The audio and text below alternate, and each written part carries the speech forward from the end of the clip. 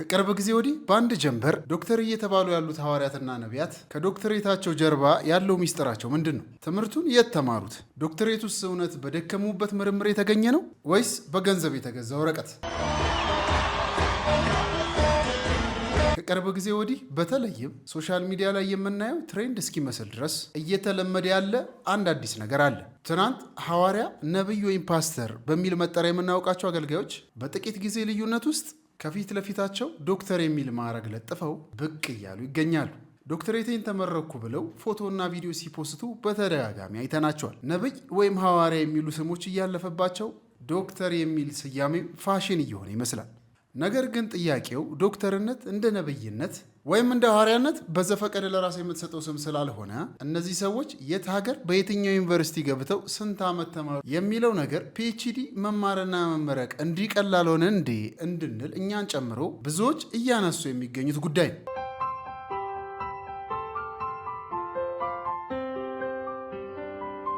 ለመሆኑ አንድ ሰው እውነተኛ ፒኤችዲ ለመስራት ወይም ዶክተር ለመሆን ምን ማሟላት አለበት? ፒኤችዲ እና ኤምዲስ ምንድን ናቸው? ልዩነታቸው የቱ ጋር ነው? የሚለውን በጥቂቱ ተመልክተን በኋላ ላይ ከዚህ አንጻር የእኛን ሰዎች ደግሞ የሰሞኑ የዶክተሬት ፋሽን የምንፈትሽ ይሆናል።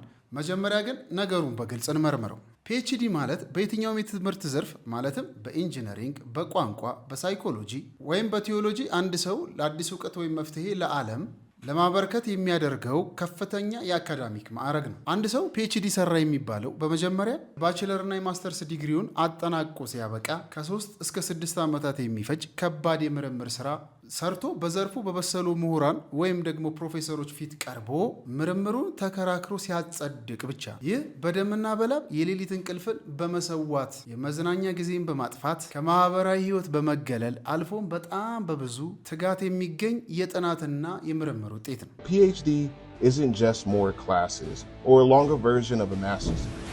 It's a research degree. Sisei Tessima Wota. Dissertation Benzothiazolium based probes. በሌላ በኩል ደግሞ ኤምዲ ወይም ዶክተር ኦፍ ሜዲሲን አለ። ኤምዲ አካዳሚክ የምርምር ማዕረግ ሳይሆን የህክምና ሙያ ማዕረግ ነው። የህክምና ተማሪዎች ለዓመታት ተምረው በሆስፒታል ወይም በክሊኒክ ልምምድ አድርገው በህክምና ፈተናዎችም አልፈው ህሙማንን ለማከም የሚያገኙት ማዕረግ ነው። እንግዲህ ይህንን ልዩነት ሰፊው ህዝብ አያውቅም ወይም አይጠይቅም በሚል ነው ትልቅ ማታለል የሚፈጠረው። አንድ ሰባኪ መጥቶ ዶክተር ነኝ ሲል ህዝቡ ወይ ሆስፒታል ገብቶ ያከመ ወይም ደግሞ ዩኒቨርሲቲ ውስጥ እየኖረ ምርምር የሰራ አካዳሚክ ምሁር ወይም ፒኤችዲ የሚመስለው በጣም ብዙ ነው። MD PhD programs train you as a doctor and a research scientist, blending medical school with a PhD.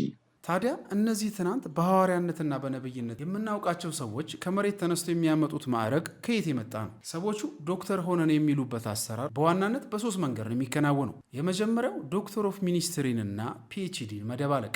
አንዳንዶቹ የሚያመጡት ወይም የሚያገኙት ዶክተር ኦፍ ሚኒስትሪ የሚባለው ነው።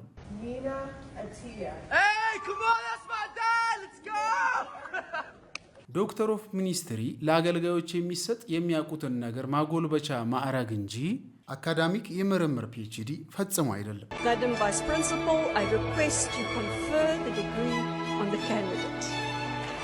ይባስ ብሎ ደግሞ እውነተኛ ዶክተር ኦፍ ሚኒስትሪ ለመማር የመጀመሪያ ዲግሪ ቀጥሎ ማስተርስ መማር የሚያስፈልግ ሲሆን አንዳንዶቹ ግን ይህም ሳይኖራቸው በአቋራጭ ተቀለጣጥፈው ይወስዱታል። ሁለተኛው ደግሞ የክብር ዶክተሬት ሲሆን የክብር ዶክተሬት የሚሰጠው ደግሞ ለማህበረሰብ አስተዋጽኦ ላደረጉ ሰዎች የሚሰጥ ምልክት እንጂ ትምህርት በመማር የተገኘ አካዳሚክ ማዕረግ ፈጽሞ አይደለም።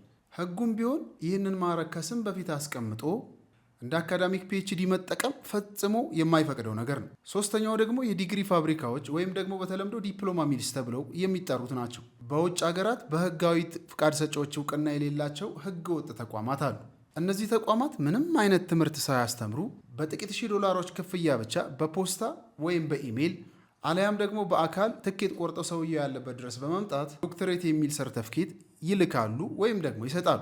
ይህንን ትምህርት ሳይሆን የሰርተፍኬት ሽያጭ ነው ብንል ፈጽሞ ማጋነን አይሆን። ነገር ግን ይህ አካሄድ እጅግ ከፍተኛ ጉዳት የሚያስከትል በጣም አደገኛ ነገር ነው።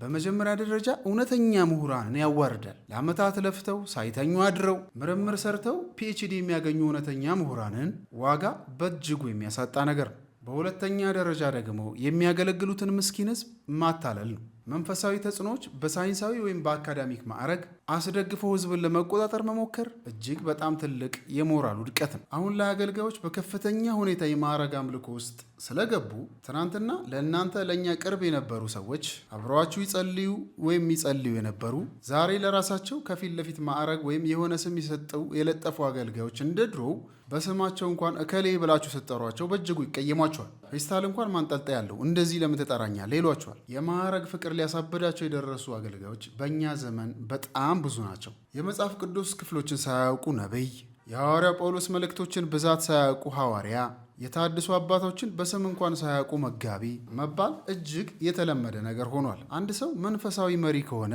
መንፈሳዊ ትምህርቱ ይበቃዋል። ውሸትና ማታለል ባለበት ቦታ ደግሞ እውነተኛ መንፈሳዊነት ሊኖር አይችልም።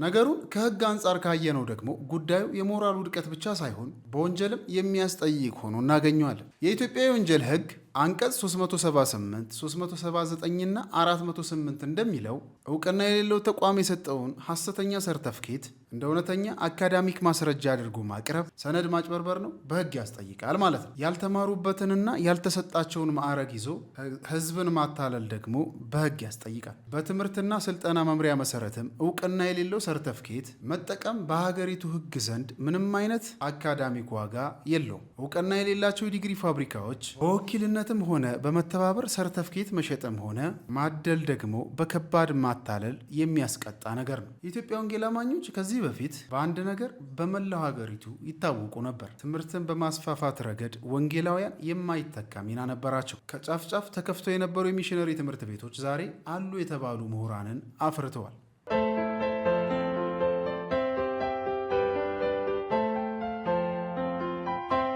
በሰሜን ብትሄዱ በደቡብ፣ በምስራቅ ብትሄዱ በምዕራብ በወንጌላውያን ትምህርት ቤቶች ያልተማረ የለም ቢባል ፈጽሞ ማጋነን አይሆንም። ወንጌላውያን አማኞች መገለጫቸው ጥራት ያለውን ትምህርት ማስፋፋትና ማስተማር ነበር። ከፍተኛ ጥራት ያላቸው ትምህርት ቤቶችም ወንጌላውያን አሏቸው። አሁን ግን በተለይም የሥነ መለኮት ትምህርት ቤት ተብለው በየሰፈሩ የፈሉ ትምህርት ቤቶች ምንም አይነት እውቅና የሌላቸው፣ በጥራት የማያስተምሩ፣ ሰርተፍኬት ለሚወዱት ሰው የሚሸልሙ፣ ለአንዳንዶቹ ደግሞ በገንዘብ የሚሸጡ ሆነዋል።